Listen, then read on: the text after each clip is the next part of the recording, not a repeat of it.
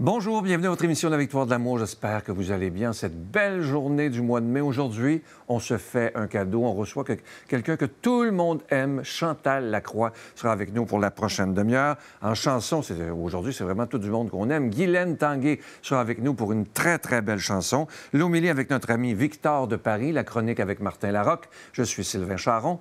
Bienvenue à votre émission La Victoire de l'amour. Un seul geste de toi viendra mon secours.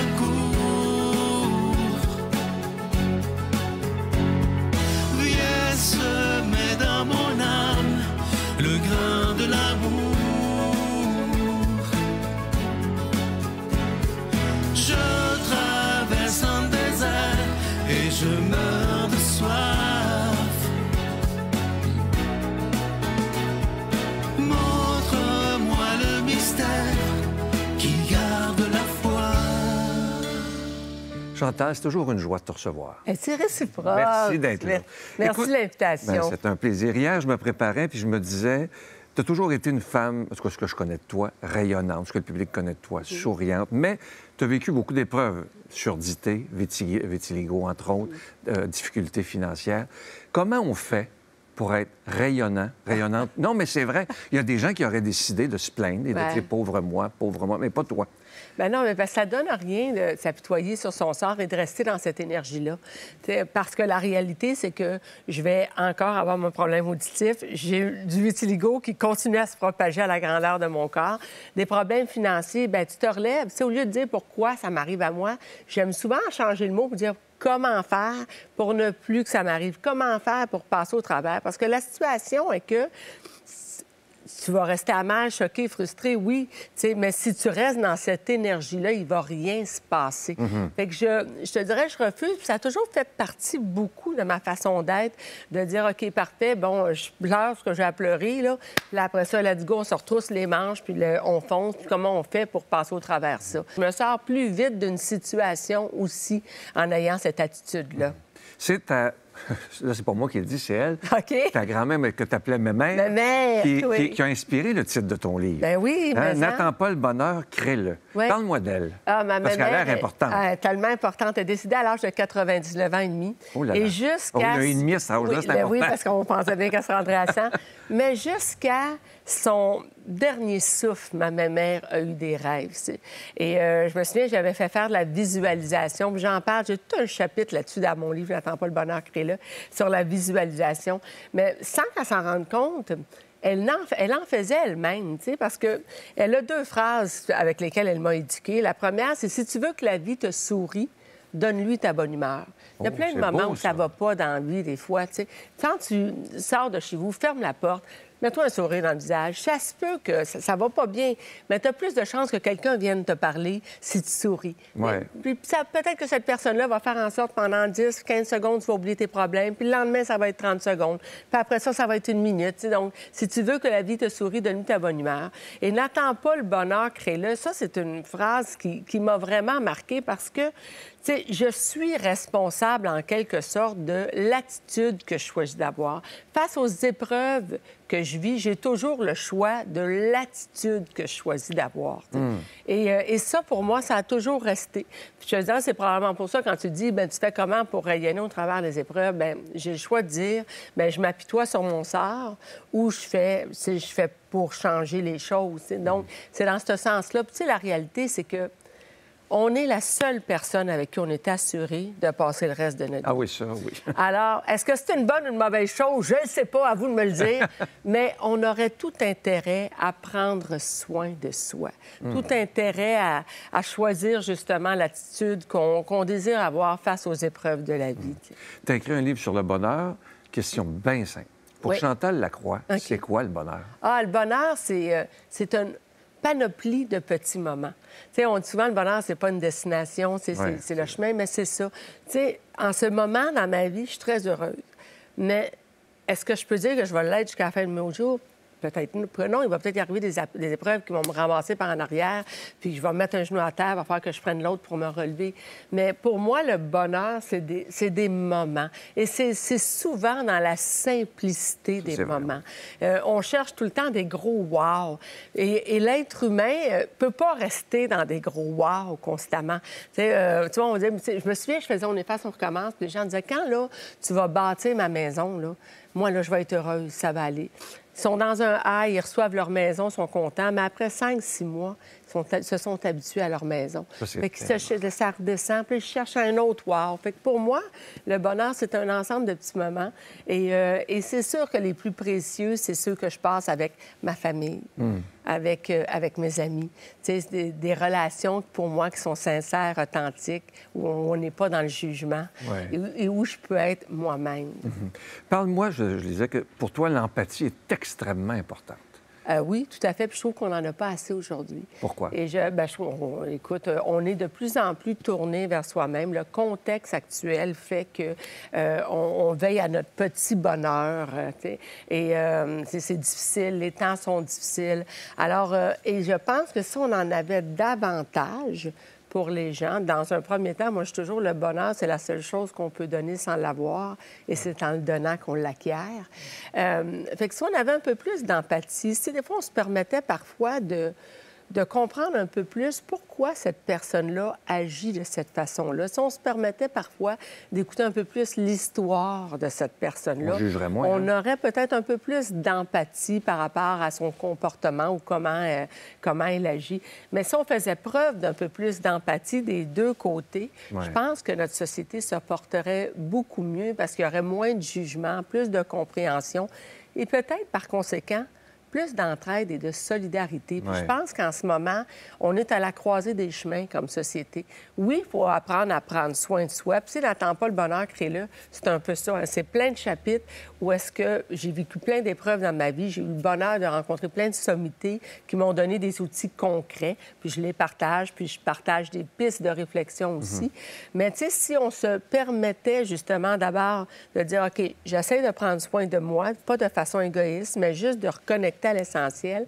Si on se permettait de goûter au bonheur le plus souvent possible, ce serait plus facile après ça d'en propager autour de nous. C'est ce que je souhaite, puis je pense que c'est ce qu'on a de besoin en ce moment comme société. Ça va suivre ce que tu dis. Ça, c'est tellement beau. Tu en parles dans le livre, tu m'en avais parlé l'autre fois, mais je voudrais que tu développes l'importance de ne pas toujours parler aux gens, mais revenir au nous. Tout à fait. C'est plus à mode, le nous. Là. Non, c'est juste à mode. moi. Et pourtant, on aurait intérêt de parler au nous en ce moment. C'est combien j'ai de likes si on veut sur passer au Facebook, travers. Tout à fait. Qu'est-ce que tu aurais à développer justement là-dessus? Ah, mon Dieu, parce que, premièrement, tu sais, ça part de l'adage qu'on dit que, tu sais, seul, on va peut-être plus vite, mais ensemble, on va plus loin. Fait que déjà, en partant, c'est t'appliques ça. Donc, c'est le nous, ça. C'est ensemble, on va plus loin, justement, au nous. On est plus fort en groupe. On a plus de moyens de pression aussi. On a plus de gens autour de nous pour nous aider. Tu sais, dans un contexte où ça va pas, là, tu te tournes puis tu demandes de l'aide aux gens, bien, c'est le nous. Ça, justement. Fait qu'on a intérêt à prendre soin du nous. T'sais, pas juste le juste, regarder son petit nombril, moi, comment je vais aujourd'hui. Comment j'ai eu de l'aide. Exactement. Mais de penser au nous, bien, ça fait qu'on devient une équipe. Moi, je dis souvent, qui j'ai dans mon équipe pour me permettre d'être le plus heureuse possible. Qui fait partie de mon équipe pour m'aider à accomplir mes rêves, mes projets, le nous de qui je m'entoure. C'est bête à dire, mais c'est énorme. Je te dirais que les 5 personnes qu'on côtoie le plus souvent dans notre vie ont un impact pas à 30, à 40, à 50, mais à 95 % dans notre vie. Fait que qui veux-tu avoir autour de toi? Parce que ça a un impact sur ta réussite, ton état d'esprit, tes émotions, la réussite de tes rêves, aussi ton succès. Alors, c'est important, on a la possibilité de choisir qui reste ou qui sort de notre vie. Fait que ça fait partie du nous aussi. Oui, tout à fait. Avant de mourir, ta mère te laissait un précieux cadeau. Oui. C'est quoi? C'est ce bracelet-là. En fait, je l'ai dans ma collection. Il a changé au fil du temps. Mon nom, il est argent. Là, il est rendu or. J'avais envie de porter du or. Mais c'est ma mère en fin de vie qui me voit arriver. J'arrive d'un tournage de Denis au suivant. Puis le jour où mon père était avec elle, moi, j'étais avec elle le soir. Puis elle me regarde aller. Puis elle me dit, tu sais, je sais pas ce que je donnerais pour avoir la santé puis vivre le plus longtemps possible. T'sais. Elle me dit, j'ai juste envie de dire une chose, la santé te fait flotter au-dessus de la réalité. Alors, retenez-la, celle-là, parce que quand tu es en santé, tu as l'impression que tout est une priorité. Le jour où tu la perds, et tabarouette que tes priorités viennent de se réaligner. Ouais. Et là, ma fille, elle me dit, je te dis pas de changer, Chantal. Comprends-moi, ton père et moi, on est fiers de ce que tu es devenu et tes valeurs. Mais ce que j'ai envie de te dire, c'est choisis-toi. Parce que si tu ne choisis pas, je ne sais pas qui va le faire à ta place. Là, j'ai fait graver ce petit bracelet-là, j'ai fait graver ces 3 mots-là, je me choisis. Et je les porte tout le temps. Je les porte quand je dors, quand je travaille, quand je prends ma douche. Je les porte même quand je fais l'amour. Ah oui! Mais je le porte tout le temps parce que je trouve que c'est 3 mots très importants. Je me choisis. Et pour moi, il n'y a rien d'égoïste là-dedans. C'est fou parce que ma fille, à l'âge de 9 ans, me le dit, ça. À un moment donné, ça me dit, tu sais, maman, t'es la personne la plus importante au monde, tu sais, prends soin de toi, il n'y a rien d'égoïste à faire ça. Puis moi, j'ai eu le réflexe de dire, mais c'est qui t'a enseigné ça? Toi, maman. Ah oui. On enseigne souvent ce qu'on a besoin d'apprendre. Ouais. À la fin de ton livre, c'est tellement touchant, ça m'a arraché les larmes. Tu parles à ta mère. Ouais. Tu lui écris et tu lui dis même, si tu rencontres grand-papa, grand-maman, bon, etc. On n'aura pas le temps de lire, mais qu'est-ce qu'en gros tu dis à ta mère? C'est tellement beau. Quand vous allez lire ça, là, vous allez broyer. Ouais. Mais merci. Merci. Merci des valeurs qu'elle m'a inculquées. T'sais. Merci de m'avoir donné le courage de mes rêves aussi. Le courage aussi de comprendre que dans la vie, c'est pas de réussir dans la vie, mais de réussir sa vie. Ouais. Et ça, c'était ma mère. Tu sais, mon père, c'était celui qui challengeait professionnellement. OK, tu fais ça, what's next? C'est quoi après? Tu sais. Ma mère, c'était elle qui disait, tu sais, t'as-tu assez mangé? Tu sais, t'en as-tu fait assez? T'es trop fatiguée? Vas-y pas au tournage. Voyons, ma mère, je peux pas faire ça. Tu sais. Mais c'est celle qui me fait comprendre l'importance de réussir sa vie. Tu sais. Et elle me transmet des valeurs. Ma mère n'avait pas la santé pour travailler à l'extérieur. C'est le plus beau cadeau que j'ai eu. Elle a été là pour mon père et moi. Elle nous a poussés, elle nous a motivés. Elle a développé ma confiance. Je veux dire, moi, avec ma surdité, je rêvais d'être animatrice. L'orienteur à l'école m'avait dit que ce serait impossible pour moi. C'est ma mère qui m'a dit « Hey, voyons donc, c'est un démotiveur, lui, celui-là. Il est qui pour te dire ce que toi, tu veux faire puis que tu rêves de dans la vie, tu sais? On va te payer des cours de diction, on va se serrer à la ceinture, ma fille, mais Q, let's go, tu sais? C'est beau, par contre. C'est beau. J'ai eu ce privilège-là d'avoir des parents extraordinaires, puis j'en suis reconnaissante. Puis ma mamie, bien, est partie trop vite. Elle est partie trop vite, elle me manque énormément. Mais je pense que de là-haut, elle veille non seulement sur moi, mais sur ma fille aussi. Puis je regarde ma cocotte, puis je trouve tellement qu'elle a plein de qualités et de talents que ma mère aurait aimé. Ma mère était bonne en dessin, ma fille dessine. Elle était passionnée par la mode, ma fille, elle l'est. Je pense que de là-haut, ma mère a saupoudre un peu ma fille de cette étincelle-là. En tout cas, j'aurais interviewé pendant des heures. C'est tellement agréable avec toi parce qu'avec Chantal, on apprend. Et si vous voulez aller plus loin, faites-vous un beau cadeau, je vous le dis. C'est très bon. Ça s'intitule, on l'a dit tantôt, « N'attends pas le bonheur, crée-le ». C'est aux Éditions de l'Homme, je vous le dis. Faites-vous un beau cadeau. Chantal, merci. Hey, merci de tout cœur d'être discuté. Et je t'offre une très, très belle chanson de quelqu'un qu'on aime tellement, Guylaine Tanguay. Bienvenue chez moi.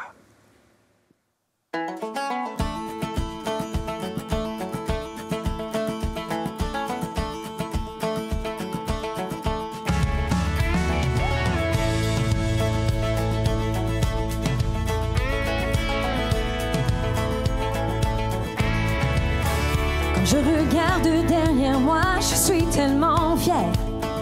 Fière de tout ce que j'ai accompli à présent.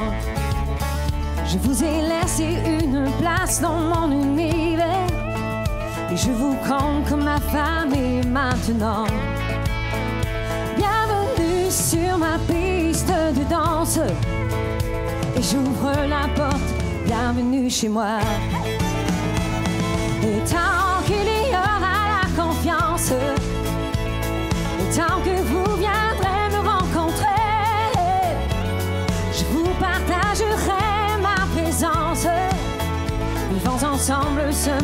moment de liberté.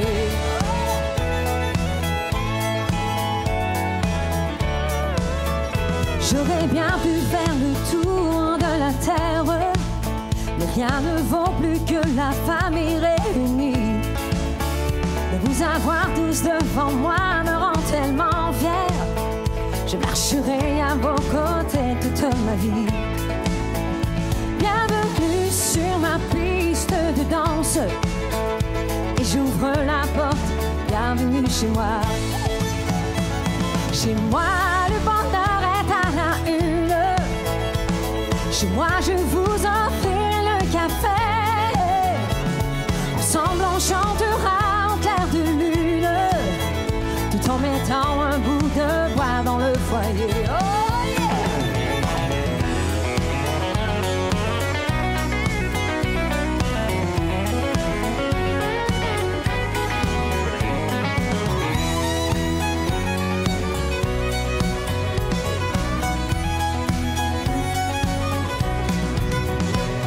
Et tant qu'il y aura la confiance, et tant que vous viendrez me rencontrer,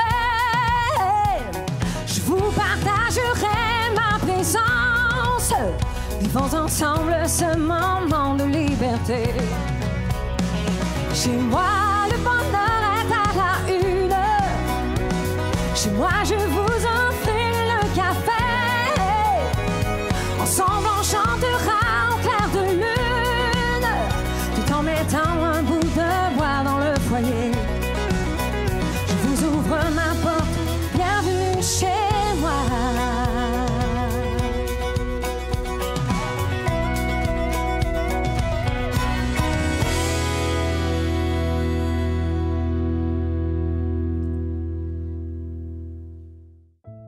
Notre Père qui es aux cieux, que ton nom soit sanctifié, que ton règne vienne, que ta volonté soit faite sur la terre comme au ciel.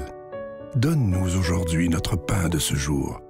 Pardonne-nous nos offenses, comme nous pardonnons aussi à ceux qui nous ont offensés. Et ne nous laisse pas entrer en tentation, mais délivre-nous du mal, car c'est à toi qu'appartiennent le règne, la puissance et la gloire pour les siècles des siècles. Amen. La Victoire de l'amour vous invite à célébrer 30 ans d'amour au Centre Vidéotron de Québec le 24 mai 2025 de 13h à 17h. Avec Mélissa Bédard, Patrick Normand, Nathalie Laure, Guylaine Tanguay et la présence exceptionnelle de Michel Thor. Témoignages et conférences avec Sœur Angèle, Dominique Bertrand, David Bernard, Christine Michaud, Martin Larocque, Claire Jacques, Victor et l'équipe de la Victoire de l'amour. Billets en vente maintenant sur lavictoiredelamour.org.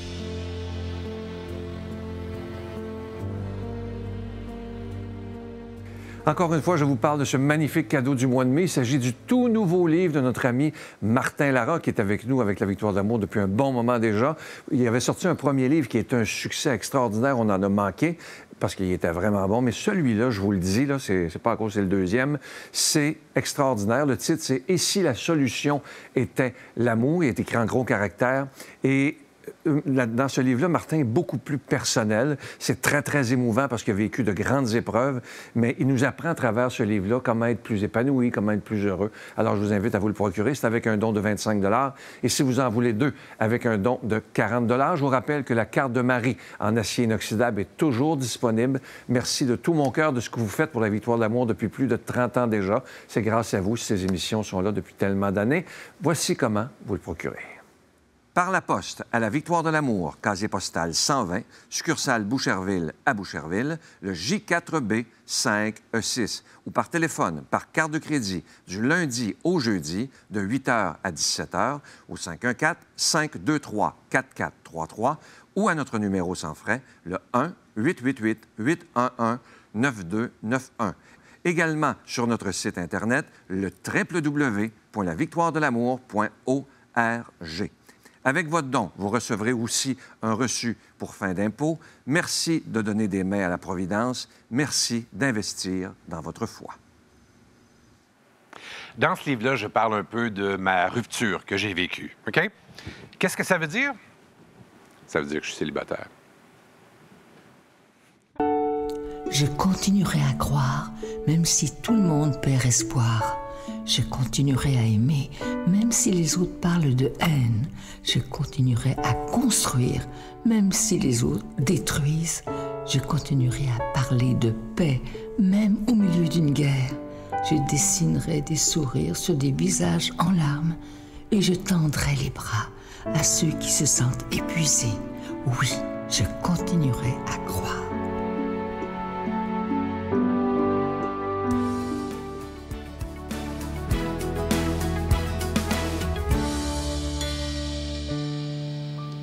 Bon dimanche à tous les victorieux, les victorieuses et tous ceux qui doutent encore.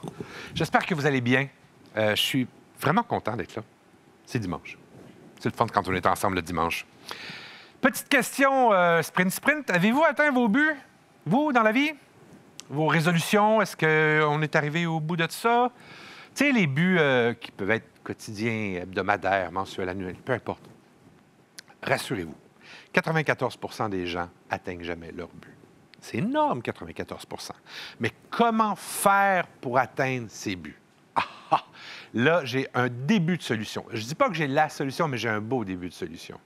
Semble-t-il qu'il faut les écrire. Écrivez. Écrivez.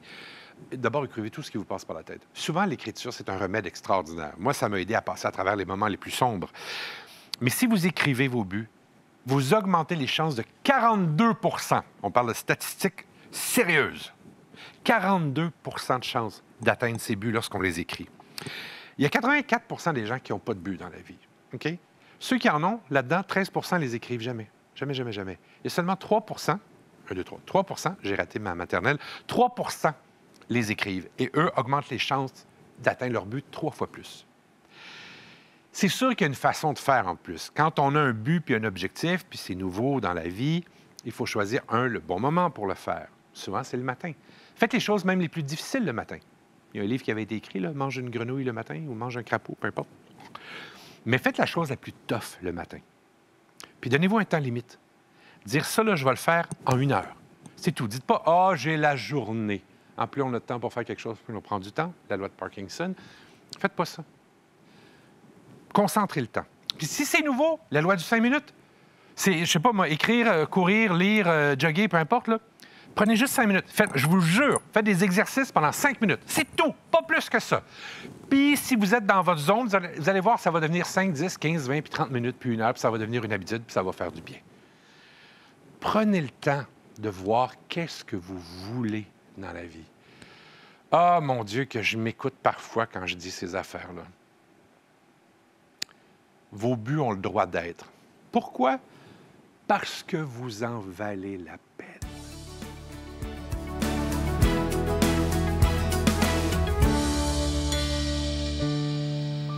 Dans l'évangile d'aujourd'hui, il y a quelque chose de complètement fou qui se passe. Jésus, il est sur le point de se faire arrêter, puis de se faire torturer et mourir crucifié. Et au moment où il est encore avec les apôtres, il dit « Maintenant, le Fils de l'homme est glorifié et Dieu est glorifié en lui ». Autrement dit, il est en train de dire là que ce qui se passe et ce qui va arriver bientôt, c'est une glorification pour Dieu. Jésus va mourir, torturé et crucifié, et c'est une glorification. Enfin, c'est complètement fou, ça semble complètement paradoxal. Et juste après, Jésus il dit « Comme je vous ai aimé, vous aussi aimez-vous les uns les autres ». Jésus se fait trahir par Judas, c'est à ce moment-là de l'Évangile, et il dit qu'il est glorifié. Et encore aujourd'hui, dans la foi chrétienne, on comprend la crucifixion comme certes quelque chose de terrible et désastreux, mais en même temps comme un signe de la plus grande gloire de Dieu. Et c'est même ce que saint Paul dira dans ses lettres. C'est un scandale pour les Juifs, une folie pour les païens, mais pour nous, c'est un signe de la gloire de Dieu. C'est un signe de l'amour de Dieu. Jésus qui transforme cet instrument de torture qu'est la croix en un signe d'amour complet pour l'humanité. Parce qu'il se laisse faire dessus. Et c'est par la croix qu'il passe, par les souffrances qu'il passe pour arriver à la résurrection. C'est par là qu'on voit la victoire absolue de Dieu. Sur la plus grande limite humaine, la mort, le mal, la souffrance. Jésus, puisqu'il en est vainqueur, Dieu par là montre qu'il est vainqueur de tout. Et c'est là la gloire de Dieu. Jésus, il dira, ou il disait même avant ce passage dans l'Évangile, « Heureux êtes-vous si on vous persécute ». Tout semble à l'envers. Et pourtant, c'est quand même là et toujours là que les miracles opèrent. Quand est-ce qu'il y a un miracle? Quand est-ce qu'il y a une prière exaucée? Quand elle est formulée, quand il y a une pauvreté, une faiblesse. Quand est-ce qu'il y a besoin d'un miracle? Quand il n'y a plus aucune issue. Quand est-ce qu'on a besoin le plus de voir Dieu? Et quand est-ce qu'on voit le plus Dieu? Précisément quand on est au fond du trou. Donc c'est plus si paradoxal que ça. C'est en mourant que Jésus ressuscite. C'est par ces scandales qu'il nous sauve, et c'est par là aussi qu'il montre sa puissance sur absolument tout, on l'a déjà vu. Mais avant ça, Jésus, il donne le commandement de l'amour. Il dit « Aimez-vous les uns les autres comme je vous ai aimé ». C'est à l'amour que vous aurez les uns pour les autres qu'on vous reconnaîtra comme mes disciples. Et là, il y a une deuxième chose qui est complètement folle, émerveillante. Enfin, je dis folle, pas au sens négatif, c'est au contraire, c'est tellement beau. Jésus est sur le point de se faire arrêter, de se laisser arrêter, et il dit « Aimez-vous les uns les autres ». Il est sur le point de donner sa vie, et il pense à nous. Il est sur le point de mourir dans d'atroces souffrances, et il nous laisse encore un dernier enseignement. Et c'est même plus qu'un enseignement, c'est un commandement là, le commandement de l'amour. Jésus, il n'a pas donné beaucoup de commandements, mais celui-là, oui. Il dit, c'est un commandement nouveau que je vous donne. Aimez-vous. Et il montre l'exemple avec Judas. Il dit, celui à qui je donnerai à manger, une bouchée, celui-là me trahira. Et Jésus, il donne une bouchée du plat à Judas qui mange. Et à ce moment-là, Judas sort et il va trahir Jésus, il va chercher les soldats romains, etc. Ce signe-là, il est incroyablement fort aussi. Dans cette culture juive, le fait de manger ensemble, c'est un signe de communion par excellence. Mais en plus, le fait de donner à manger à quelqu'un, c'est une déclaration d'amour parmi les plus grandes. Jésus, il donne la bouchée à Judas en disant « Celui à qui je donnerai la bouchée, celui-là va me trahir. » Jésus, il est en train de dire à Judas qu'il l'aime infiniment par ce simple signe-là de lui donner la bouchée. Il lui dit qu'il l'aime infiniment tout en sachant qu'il va le trahir. Et Judas va le trahir, effectivement. Là encore, c'est fou. Jésus voit tout venir. Il sait qu'il y a une trahison, il sait qu'il y a des tortures, il sait qu'il y a de la souffrance, il sait qu'il y a la mort qui l'attend. Et pourtant, il dit, là, il y a la plus grande gloire de Dieu. Comment est-ce qu'on peut le mettre en pratique, cet amour qu'il nous a demandé d'avoir? Pardonner à quelqu'un, se réconcilier avec quelqu'un, rendre service à quelqu'un qui en a besoin. Comment est-ce qu'on met ça en pratique? Comment est-ce qu'on met ça au service du plus grand que nous-mêmes? Comment est-ce qu'on devient vraiment disciple du Christ? On a tellement à faire, mais c'est tellement beau. Laissons-nous émerveiller par ça. Au nom du Père et du Fils et du Saint-Esprit. Amen. Je vous salue Marie, pleine de grâce. Le Seigneur est avec vous. Vous êtes bénie entre toutes les femmes. Et Jésus, le fruit de vos entrailles, est béni. Sainte Marie, Mère de Dieu, priez pour nous pécheurs, maintenant et à l'heure de notre mort. Amen.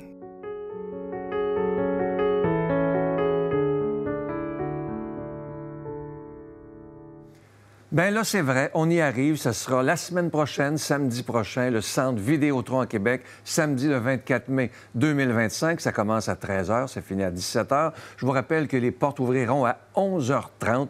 Moi, je vous promets des beaux moments. Alors, je vous rappelle, pour réserver vos billets, je vous rappelle que le prix des billets, on a tellement travaillé fort que ce soit le moins cher possible. Ça commence à 16 $. Ça comprend les taxes et les frais de billetterie. Et ça se termine à 34,75 $. Je vous rappelle que vous pouvez acheter vos billets directement sur notre site Internet, le www.lavictoiredelamour.org, ou par téléphone directement à la billetterie du Centre Vidéotron. C'est ouvert du lundi au vendredi de 10h le matin à 3h l'après-midi. Je vous donne le numéro de téléphone, le 1-877-658-9866. 1-877-658-9866. Il y a aussi, il n'est pas trop tard, Groupe Voyage Québec, il leur reste quelques places si vous voulez venir en autobus. Alors, eux vous fournissent le billet plus le transport en autobus. Vous voyez les villes présentement à l'écran. C'est le Groupe Voyage Québec, 1-866-441-4390. 1-866-441-4390. 90. On va vivre des beaux moments. Il y a aussi Tocadéo qui vont être avec nous pour nous faire un Ave Maria absolument spectaculaire.